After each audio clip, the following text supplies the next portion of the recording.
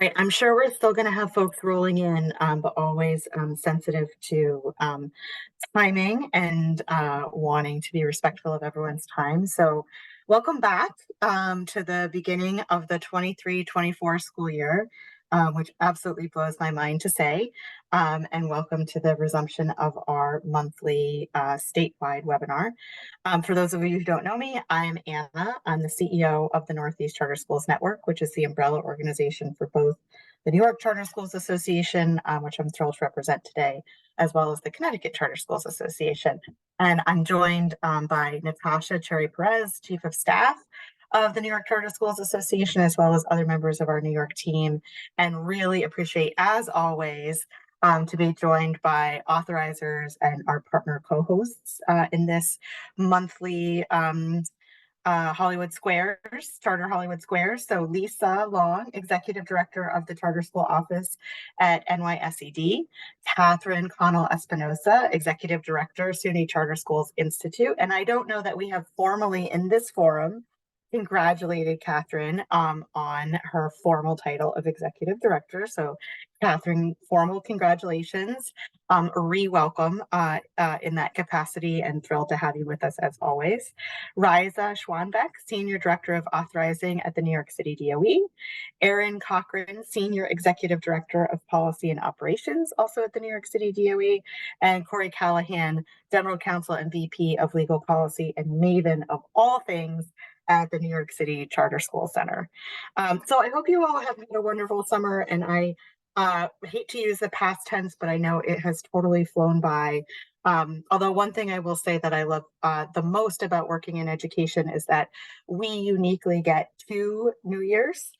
We get January 1st, like the whole rest of the world, but we also get the new year of the new school year, which is just always such an exciting, optimistic time, especially I think in charter schools, because we always have the opportunity to refresh, renew, reimagine, be creative, and to convene in this forum and many others to work together to imagine what's possible for kids.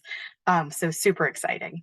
As we have been thinking about this new school year, we have been thinking a lot about many of our different forums and resources for schools, including this monthly webinar. So as many of you know, we started these webinars over 3 years ago in the absolute, I won't even say eye of the storm, because that implies that it had quieted down, but the total chaos at the beginning of COVID. We started off daily and then weekly, and then moved to monthly, and have also moved in or evolved in many ways from sort of incredible crisis mode to more proactive learning, engagement, connection, and resource sharing. And a fun fact, if anyone ever makes like an archive of these types of things, we have actually kept resources and notes from all of these webinars going back now over 3 years, and it is over 175 pages long. So if anyone ever wants to totally relive, Corey, I'm looking at you, some of those early bonkers meetings, we can take that walk down memory lane together. But in thinking about resuming these webinars and in wanting to be responsive to things that we've heard from you all, from our partners, from authorizers, we want to tweak them just a little bit. So a couple of notes as we dive into that. We're still going to keep them monthly. We're going to have them continue to have them on Tuesdays at 4. When you register, you have the opportunity to have all of them appear on your calendar. We are going to streamline some of the content a little bit, in particular content coming from the association. And so instead of listing a lot of the programming that we have coming up, as excited as we are about it and as much of it as there may be, we're going to share a slide for you to review at your convenience. We're also in the process of reviewing and retooling our website, and so we'll have an easier way to reference those upcoming resources that we can share a link to in future webinars, but will not spend as much time sort of running down those things at the top at the top of these webinars.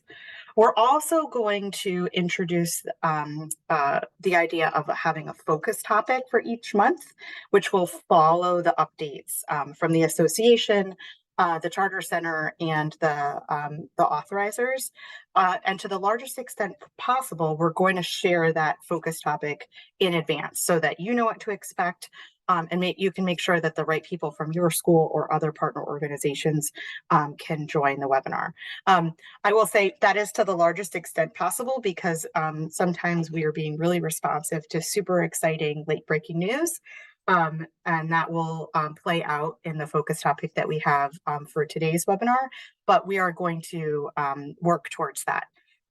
And in particular, if there are focus topics that you think would be most fruitful for this forum, we'd love to hear what those are. So you can drop them in the chat now or in future meetings. You could also feel free to email me or anyone on the New York team at any time.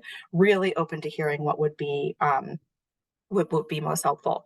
We also have heard really positive things about the school highlights that we've done in particular last year. So we're going to continue to do that and try to find focus areas where schools can share either innovations or best practices so that you have the opportunity to hear from your peers about what's going on and things that they're trying and either having success with or potentially continuing to struggle with. So please, as always, on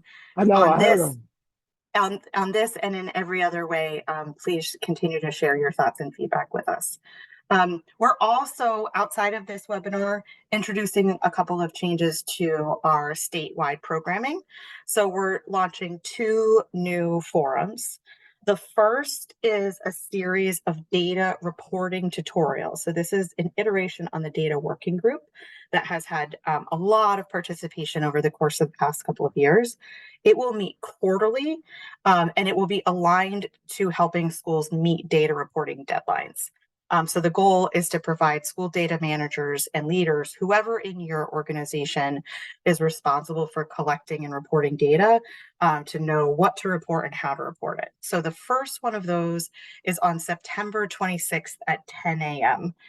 We'll also hold some time in these sessions for a little bit of office hours so that if there's a specific question that school might have, in particular, we know that often the role of the data manager, whoever's responsible for reporting, can have some transition. And so there can be some opportunity for some specific Q&A in those forums. We're also going to launch a new forum that we're going to hold monthly and call the Charter School Conversation Series. And so these are going to be deeper dives into focus topics than what we can accomplish in these webinars.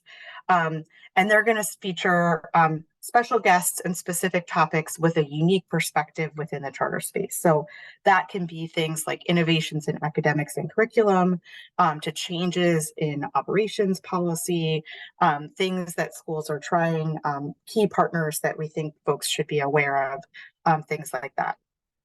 We are going to record all of these things and they'll be stored online in our resource center. So if you ever aren't able to make any of these things and you want access to those recordings, please let us know. And again, I'll just repeat, if there are specific topics that you think would be good fodder for those forums, absolutely, please let us know. We want these to be responsive and relevant to you all. So then finally, this is not new content, but we're gearing up for the New York Charter Schools Conference, which is coming up in less than 2 months, which sort of blows my mind and probably blows the mind of folks on my team who are diligently preparing for it.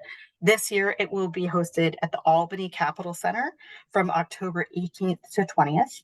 And registration for the conference is free to all of the school members. So please take advantage, especially if you're a member. You should have received a discount code in your email, but if you need help, please reach out either to me, to Mike, or and Mike is putting a link to the event website in the chat. And of course, even if you are not a member, you're more than welcome to attend and participate. We are finalizing content now, and I think it'll be really exciting. And in particular, for those of you who aren't aware, we do change the venue of the conference every year because what I want to highlight is the opportunity to visit charter schools in the host location. So really like the real opportunity to be connected and be aware of what your peers are doing across the state. So with all of that, and hopefully living by our advertisement to be a little bit shorter with our own updates, I want to turn it over to Lisa, Aaron, and Corey, and Catherine for any updates that they want to share. And so, Lisa, if you don't mind, I'll start with you. Thank you, Hannah. Good afternoon, everyone. It's nice to see you all. We are just really thrilled at the charter school office to welcome new charter school liaison staff who've recently joined us as recently as last week and maybe over the last couple of months. A few of them are listening. They might be in transit, but they are listening today. But I would like to welcome Brandy Marshall, Jennifer Marshall, Amanda Palmer, and Dr. Latoya Johnson. These talented folks are going to be working alongside our seasoned staff members, Susan Gibbons and Paolo Giovanni, who you all, not all of you, but some of you may know. And they are going to be working to provide exceptional support to our charter schools and to, partner with everyone and do the work of this office. And we are thrilled. We still have a number of positions to fill, but we're really excited to have the liaisons. And we're currently having introductory meetings to allow school leaders to get to know our new team. So it's been a long year. I mean, at one point we had one liaison, and so now we have the full complement, and we're very happy about that. I'd also like to just wish everyone a fantastic start to the school year. I know that some schools have already kicked off, so it's exciting, and we're excited for you all and looking forward to getting out and visiting and seeing you all in action. Thank you. Thanks, Lisa. Can't wait to meet your new team. Congratulations. Yes, thank you. Really exciting. Yes. Riza and Aaron, you guys want to go next? Sure. Go for it, Riza. Hi, everybody. Good to see you all again. And indeed, exciting to start the new school year. I'm going to give just a couple of updates on what's coming up for the New York City authorized charter schools. So the deadline for renewal schools to submit their applications is September 1st. It's the same deadline as was the case last year. So this year we will have 10 schools that will be submitting applications, and we are planning to do our in-person visits to those 10 renewal schools between October and December. So in the summer, what we've done is we've received all of the interim assessments from all of the schools that we authorize, and our analysis, particularly for the 10 renewal schools, will help to shape what classrooms we want to visit. Always when we visit, we look at the so-called glows, but also grows, and based on the interim assessment, we will plan classroom visits. Also this summer, we have completed reviewing all of the annual comprehensive review reports, not just from the charter schools that we authorized last year for renewal, but for all of them. And we've had quite a bit of correspondence in getting fully all of the data that we needed. So looking forward to the start of the school year, very much looking forward also to meeting more schools and to supporting all the schools that are coming up for renewals. Thank you. Thanks, Raisa. Jumping in for some quick ops updates. So the first update for all New York City charter schools, regardless of authorizer, you may have seen in the press some murmurings about a potential school bus strike. So we will be hosting a briefing tomorrow. The registration link was sent out in the Charter Schools Weekly. So if you are a New York City charter school and you have any students that ride yellow buses, we would love to have you on so that we can answer any questions given the information that we have to date. Second update is just a reminder for all charter schools in New York City to please make sure that your contact information is up to date in the charter information portal. We will be sending out reminders about login credentials this week. It's just absolutely critical that we know who your school leadership are and who should be receiving the Charter Schools Weekly. And then a particular plug I'm going to make for executive directors, principals, director of operations, or anyone else at that level is in the Charter Information Portal. We are looking for your best late night or weekend contact, which we will of course not give out publicly. Unfortunately, during the course of the year, missing students pop up. There are issues with bus transportation late at night or early in the morning, and we just need a way to get in touch with you other than your school phone.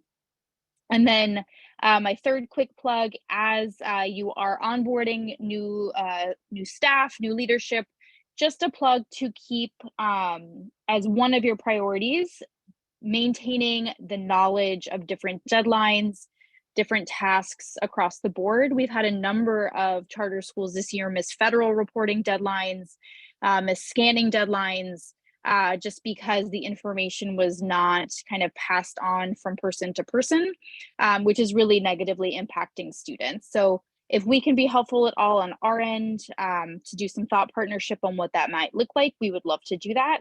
It's just really critical that if you're looking at your school team at this point in the year, if there's someone that is the only one who knows how to do something, we would really strongly recommend having at least one other person onboarded on that process so that the ship can continue even as staff may change.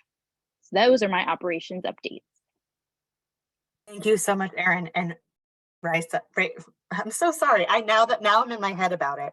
I heard myself mispronounce your name, and now I'm gonna just like keep mispronouncing it because I so apologize. Raisa, and it's phonetic even in how it's spelled. So I'm really, I apologize. And Erin, thank you so much for all of that. I would just totally echo especially reporting deadlines. And I know I speak for Corey when I say that we and the Charter Center are here to help with those things. I highly recommend in particular getting folks engaged in the data working group, because those deadlines and the sort of how-to is like constantly sort of pushed out. And thank you for being on the lookout on the bus strike and anything you personally can do to prevent it.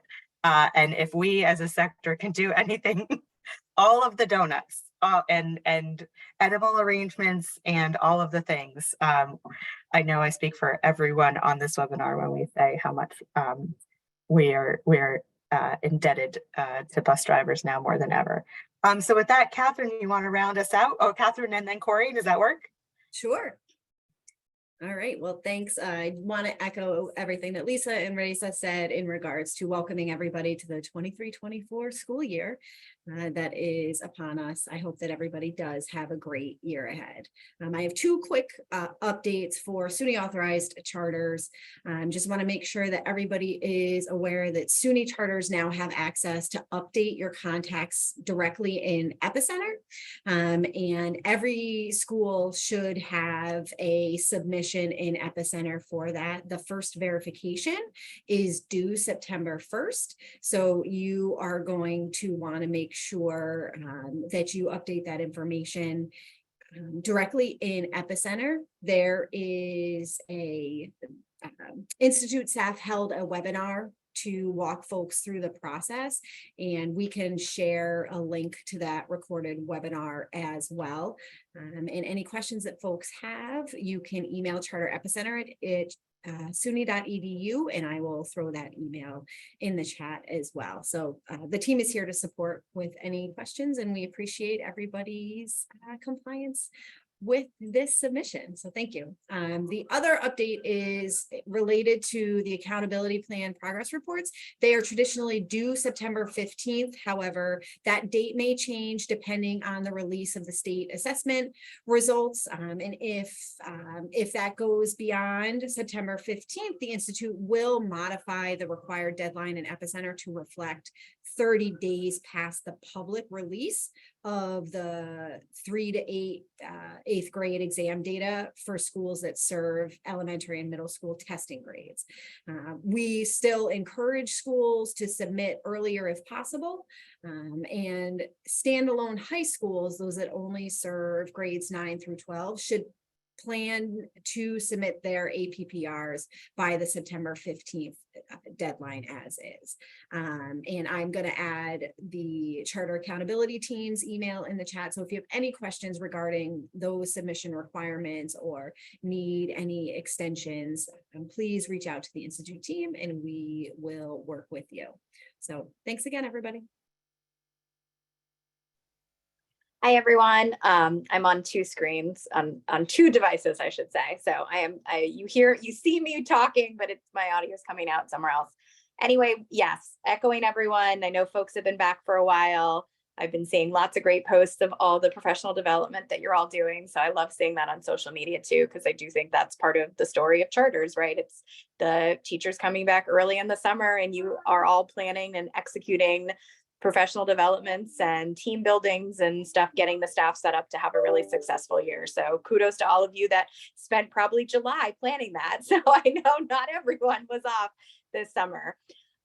We've also been really busy, like all the other folks have shared. We're excited for things to be back.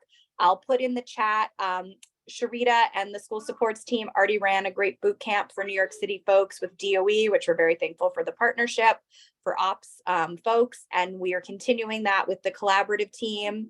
The MLL ELL boot camp actually kicks off tomorrow, but if folks haven't registered and want, they can.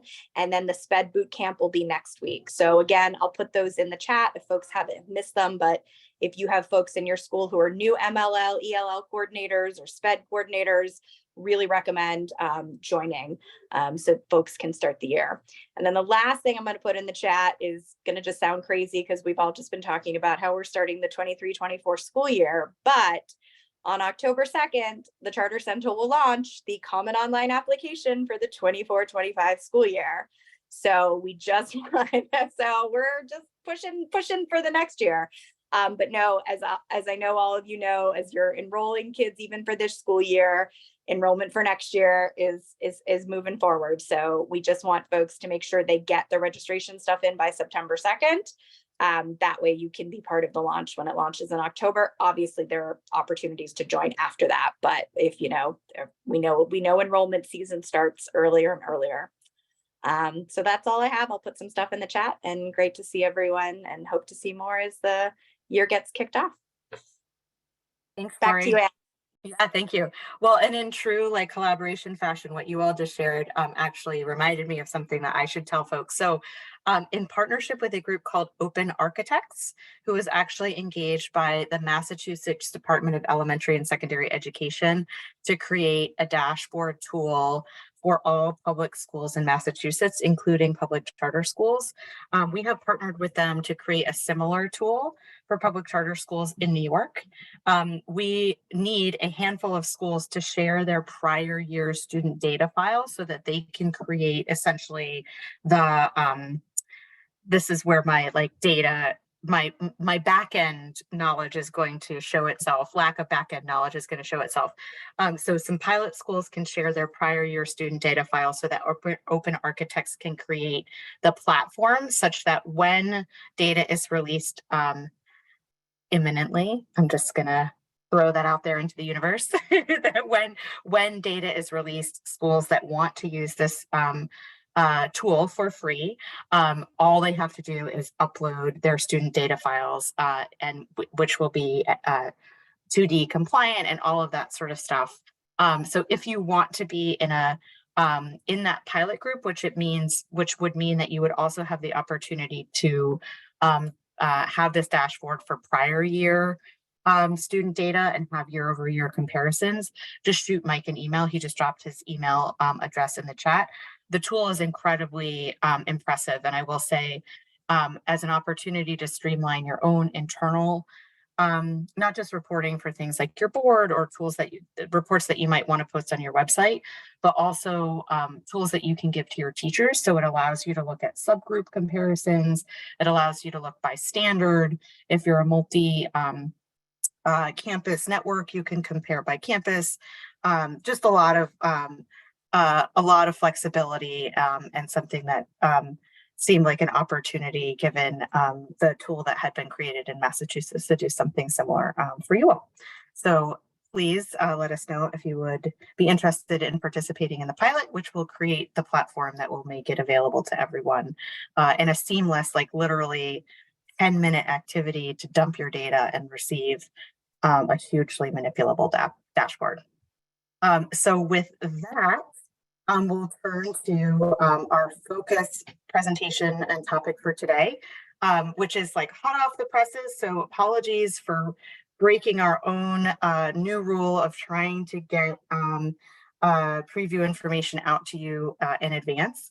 But we're super excited to spotlight an upcoming funding opportunity, which is going to be available to all charter schools in New York that serve early elementary students. So sorry for those of you who serve only upper grades, but really excited to be talking about this today. So with us to talk more about this are Caitlin Hannon from Building Impact and Soon Bon Ayuto from Early Bird Learning to talk about this opportunity to enhance early literacy and dyslexia in identification and prevention. And so with that, I'll turn it over to you, Caitlin and Sue. Thanks, Anna. Hi, nice to see you all. My name's Caitlin Hannon. I am a partner with Building Impact Partners. We are a consulting group that works with philanthropy to help bring a lot of opportunities to the table, including Summer Boost that I know many of you have participated in for the New York City-based folks. But we are partnering with the Heckscher Foundation for Children, which is based in New York City, but does a lot of work across the state to help facilitate a grant opportunity with early bird education. And I'm going to let Sue talk a little bit more about Early Bird's tool, but the basic information for you all to know is that Heckscher who has worked with Early Bird for the last number of years, would like to make an opportunity available to essentially any charter school that's interested in the state to potentially use their screening tool over the next couple of school years to pilot it, to try it, to get it under their belts, to see what it's like, to hopefully help, identify students who need additional intervention and support them. Sue will give you more specifics on the tool itself. We plan to launch an RFP application the week of Labor Day, hopefully the day after Labor Day, but it'll be sometime that week. And so Sue will share how you all can be on the list. If you are on our list, I know Anna and Michael are going to share the opportunity. So we're going to be trying to push it out as much as we can. But if you want to make sure you get the information, Sue will share an email address where you can make sure you're on our list, and we'll send it out. But with that, I'll turn it over to Sue to let her actually talk about what exactly Early Bird does. Great. Thank you, Caitlin. I am sharing my screen so that we can run through some slides really quickly. And hopefully that's working. Is that working? Great. Okay, excellent. So we are Early Bird Education. Thank you for having us today. We're thrilled to be working with Heckscher Foundation and with Building Impact Partners. Caitlin just talked about the email address where you can send us names of people who should receive this RFP. I'm going to mention this right now. And again, at the end, the email is right here on this screen, rfp@earlybirdeducation.com. And you're welcome to do that now or anytime. we're interested in your literacy specialists, your curriculum and assessment folks, whoever might be interested. We're going to give you a little preview of what Early Bird is and does, so you'll have a better sense. Joining me also on this webinar is Madeline Martin. She's listening in. She's the one who will actually be responding to you if you email us at rfp@earlybirdeducation.com. So with that, who are we? What are we doing? What is this all about? So as Caitlin said, Heckscher Foundation, which has been amazing, is supporting New York charters for up to 2 school years. And what I want to say now at the beginning of the school year right now is there's 2 opportunities to participate. One is for this school year, and we have a way to ease it in since we're at beginning of school right now. Or there's also a second opportunity for next school year. So this could be of interest either for this school year or for next school year or for both. So who are we? We are a new dyslexia screener and comprehensive early literacy assessment. We were developed and tested at Boston Children's Hospital. We've been on the market for about 3 or 4 years, growing very fast. We're in about 20 plus states right now. And that's because we're able to put together what teachers have asked for all into one tool. So we can help you predict potential for dyslexia in your students and potential for reading challenges in your pre-readers and your early readers. We'll get into what do we assess in a moment, but our researchers are Dr. Nadine Gabb out of Harvard University and psychometrician Yakov Petcher out of Florida Center for Reading Research. Their research together has identified the subtests, the skill area subtests that are most predictive of reading success. And then we've put that all together into something that teachers have asked for. A lot of teacher input to create a game-based assessment where children don't even know that they're being assessed.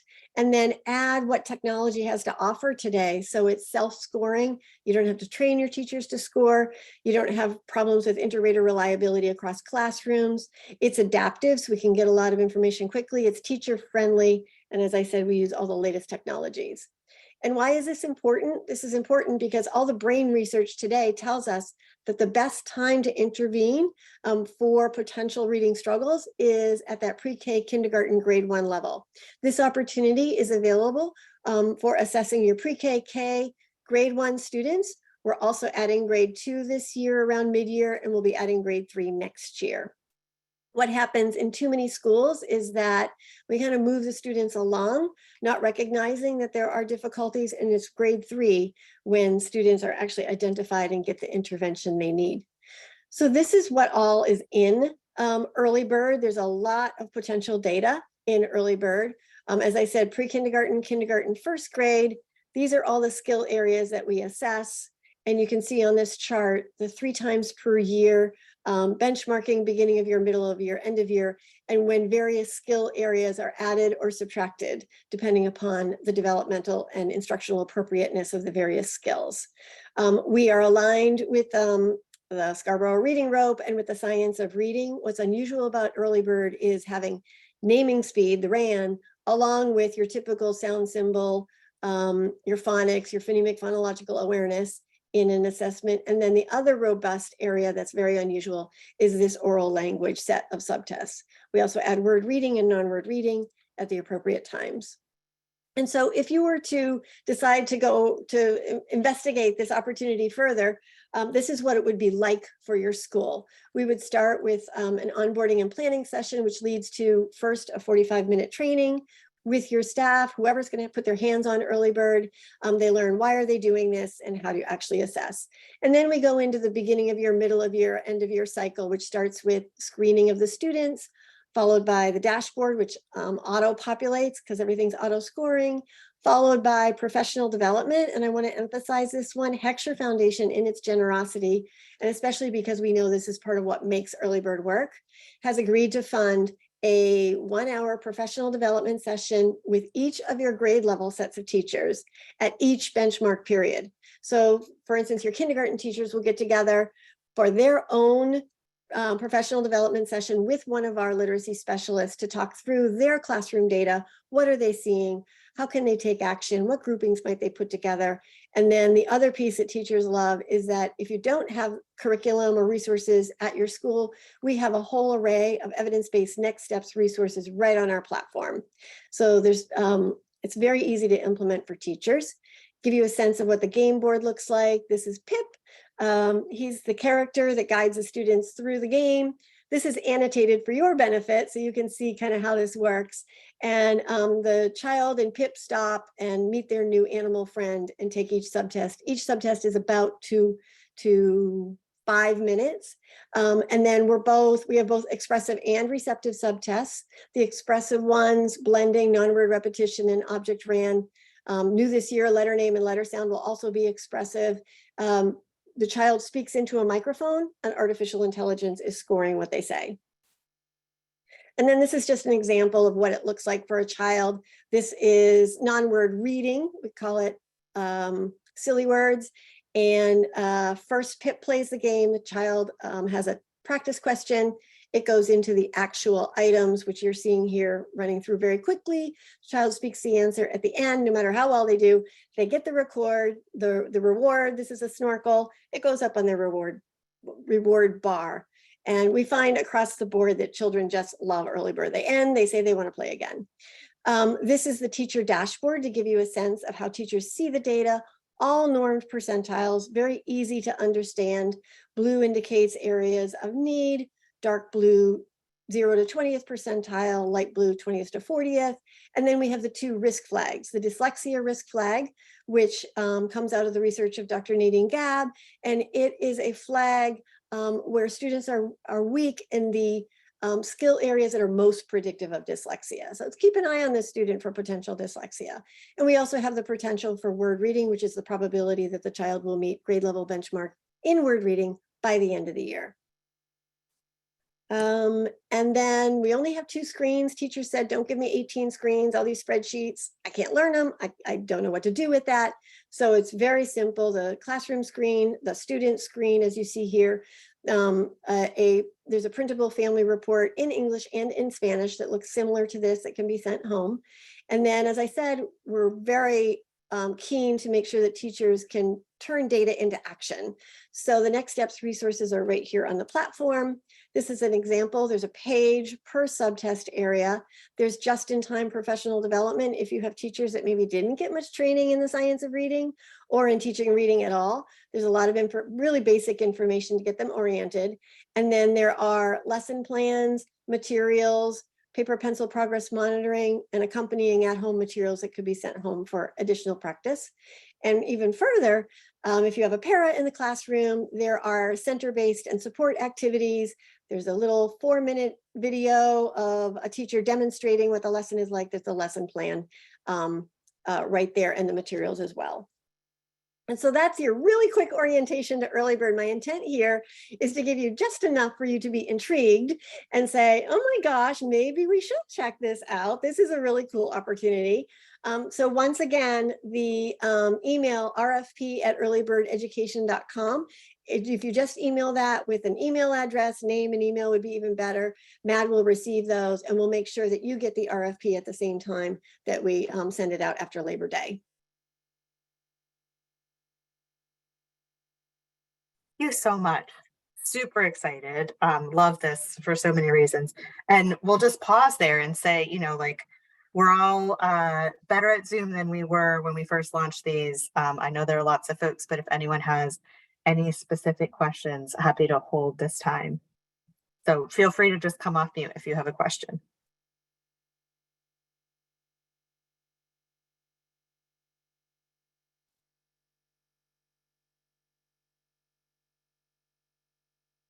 That's my wait time. Learned both as a teaching technique and the grace of the person who's like fumbling for their mute button. I'm sure we've all had that moment where you're like, I do, and my mute button, fumbling for my mute button. Well, we look forward to partnering, Sue, with you and Caitlin, with you to get more information out about this. So don't feel like this is your one and done, but really we're excited. This was sort of late breaking news and I think great timing given that it's the beginning of the school year. So really grateful and honored to be helping to get this out there in the world. So with that, I'll just pause and see if there are any other questions or topics, things that are top of mind for folks as we are taking the deep breath to dive back down into the depths of the school year. And if there's anything that folks, want to ask.